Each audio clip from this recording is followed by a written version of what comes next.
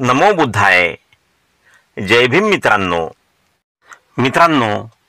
22 मे 1876 रोजी आपल्या लोकांना नीटपणे भाषण करता यावे म्हणून सत्यशोधक समाजाने वक्तृत्व स्पर्धा आयोजित केली.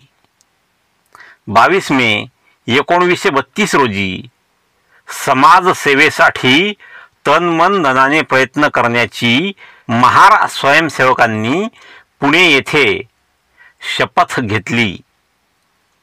22 मे 1938 रोजी डॉक्टर बाबासाहेब आंबेडकरांच्या अध्यक्षतेखाली पुणे जिल्हा वतनदार महार परिषदेचे अधिवेशन संपन्न झाले. या प्रसंगी आपल्या भाषणात बाबासाहेब म्हणाले की हजारो मैलांचा प्रवास करून मी येथे उपस्थित झालो आहे.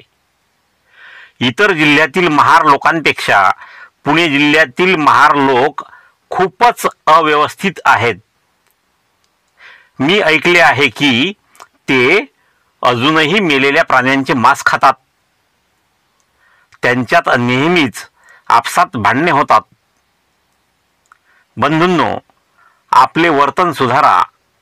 आपल्या प्रगतीसाठी आपापसातील संघर्ष टाळा. मेलेल्या जनावरांचे मांस खाऊ नका.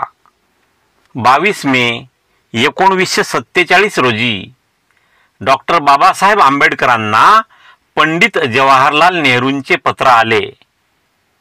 या पत्रामध्ये नेहरूंनी काही महत्त्वाच्या निवडक उद्योगधंद्यांच्या राष्ट्रीयकरणाची बाबासाहेबांची कल्पना मान्य केली.